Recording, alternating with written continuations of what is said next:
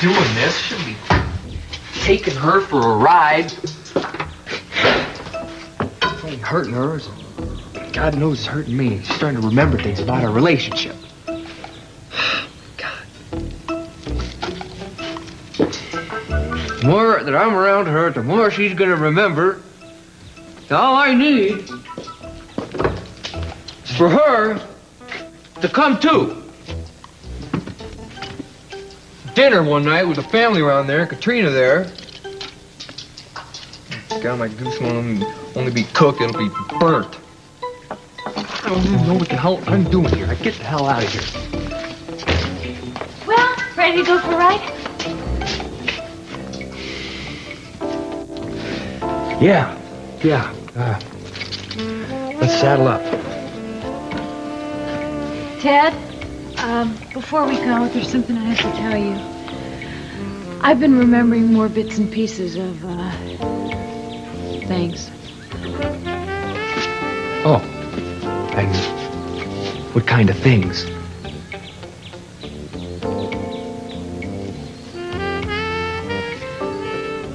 Was I in love with you? Ladies and gentlemen, may I have your attention, please? Thank you. My father once told me how to make a speech. He said, be sincere, be brief, be seated. But since he has seniority in more ways than one, this afternoon I would like him to do the honors. Dad? Thank you, son. Well, ladies and gentlemen, as our sincere pleasure as members of the Board of City Hospital to make the following announcement. As I'm sure most of you know what I'm going to say anyway, since you so highly regard this individual, may I ask you to welcome the new Chief of Surgery, Dr. Micah DeAngelis. Thank you. Well, what can I say? Nobody else wanted the job.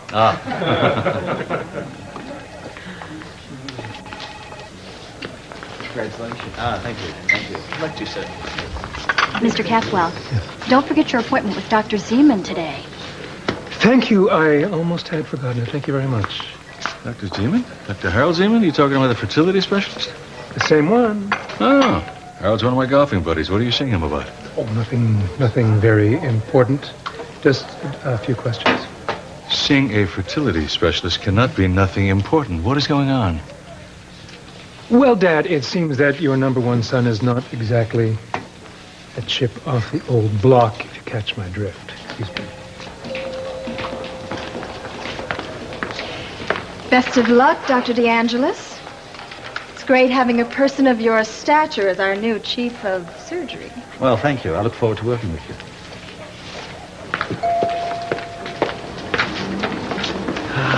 Oh, my, here comes trouble.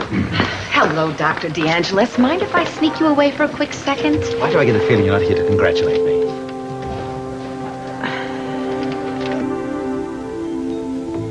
You what?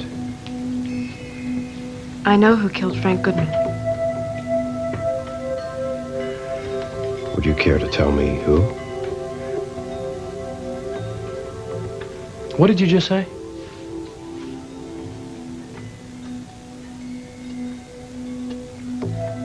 I think that Frank took his own life. He killed himself.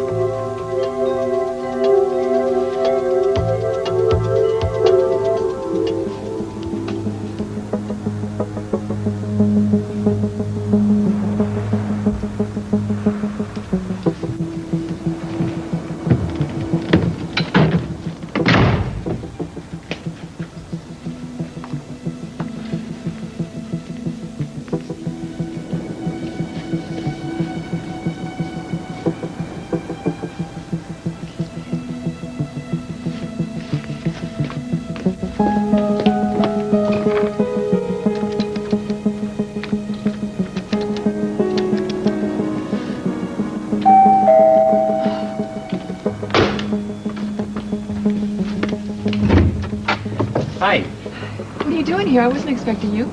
Oh, I just dropped by to kind of check in, see how you were doing, see how Cruz was. Did you see him at the pagoda race? Yeah, I saw him at the pagoda, but, we really didn't have a chance to talk. We were there for BJ and everything. Yeah, I You know, it's been a rough couple of weeks, Kel, and I know you and I are buds, and I just thought I'd come over and It tell really you. isn't a great time. I did kind of just barge right in, didn't I? I'm right in the middle of something. It's just not the best time, okay? Well, I'll be leaving. Maybe I should just drop back later. That'd be great. Thanks a lot. See you later.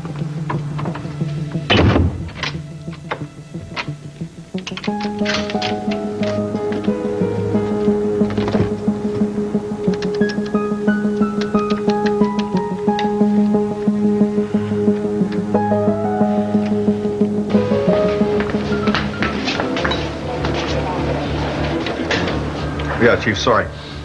Anyway, I heard enough of the phone call to know that Sawyer and Arroyo are not in Florida. Maurice Walker's a cop. He knew the phone was bugged, and they hung up before I could run a trace. Yeah. Excuse me, sir. Your 2 surveillance men are here. Right. Yeah, Chief, could you hold on 1 second, please? Why don't you two grab a couple seats? Got a lot of work to do. We're going to be here a while. Yeah. Anyway, they were spotted in Philadelphia 3 days ago. So I say if we stay within a 300-mile radius of Philadelphia, we've got Boston to the north, Pittsburgh to the west, and Richmond to the south. We should get beat on them. Well, yeah, I got to run. Well, would you like, want some coffee? None for me. Anybody want to have a sandwich? No, thanks, sir. All right, then let's rock and roll. Agent McCabe, this call for you? Just take a message. These are for you. All right. Now, there's going to be no more phone taps into the Walker or the D'Angelo's house. They're useless. We're going to start running traps. I need 24-hour surveillance. That means I need communication. I need command post. I need men around the... Sir, about these traps. Why are we, Agent McCabe? Sir, is there something wrong? No, there's nothing wrong. Something just come up as urgent. You have a lot to do. I'll see you later. Well, you see, Julia is not the problem. It's the male factor, which is a tactful way of saying that I'm abnormal.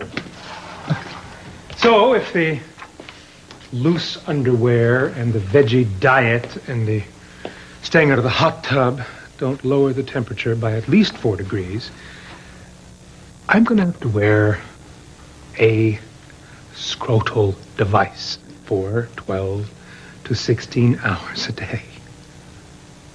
And this will keep the sperm cool, and it'll become mobile again? Mm-hmm. And that's it in a nutshell. You should pardon the expression.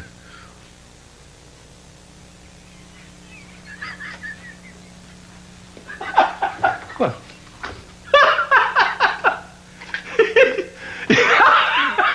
You son of a gun.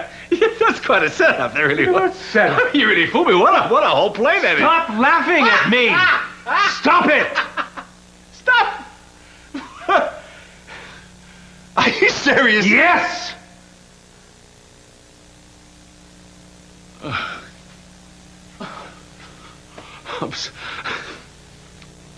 I'm sorry, son. I thought the whole thing was a big plan, and you were having me primed. They told me that Julie was pregnant or something. No, it's not a joke. Julia cannot get pregnant because I have a reproductive disorder.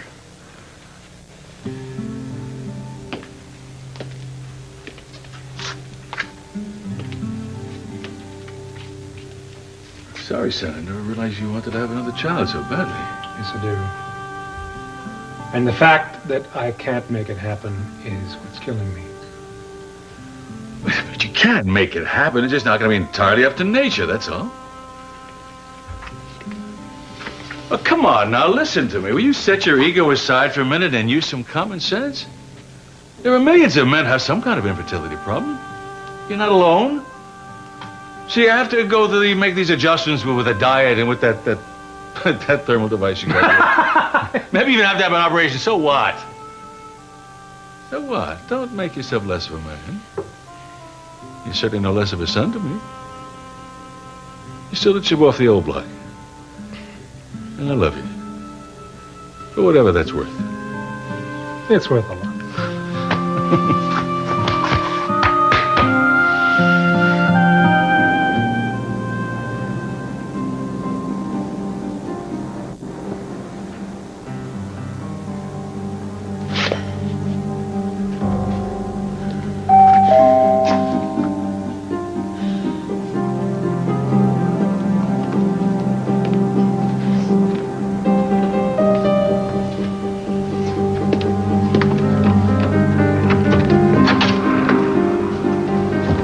just called me back. Well, sometimes things work out better in person. I hope this is one of those times. Maybe it's not. Well, I'm here. What is so urgent? I'm sorry I made you make a trip out here for nothing because I changed my mind, McCabe. It's too late. Now, what did you want to talk about?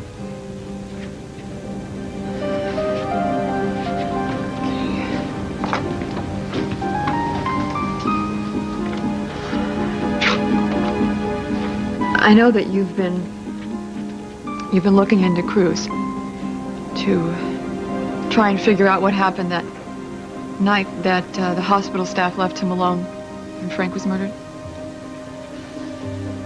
I also know that I've been his only alibi, the only proof that he was there on the night in question. Well, I could have just phoned this one in. I'm not hearing anything new, Kelly. I wasn't there the whole time, McCabe.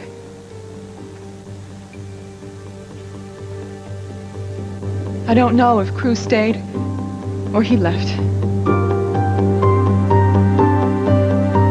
So tell me, am I interpreting this right? You're stabbing your own boyfriend in the back? Kelly Capwell loves Cruz Castillo more than life? You're turning into a Judas? You're gonna drive a knife right in his back? That's why I'm doing this, because I love him. Well, then why don't you continue to talk? So maybe that I will begin to see the logic. Okay. I couldn't fathom that Cruz could leave the hospital in his condition because he was in horrible shape. I mean, terrible shape. So I didn't have any problem telling you that I was with him the whole time. So why the 180? Because lately he's been insisting to me that I stick with my story, no matter who asks me what. Just out of the blue, he's insisting this, like maybe he's hiding something. So of course I'm concerned. Isn't that natural? Okay. So why aren't you protecting your boyfriend? I don't believe that he is capable of this kind of cold-blooded murder, McCabe. I really don't. But in case I'm wrong, then I need to know the truth.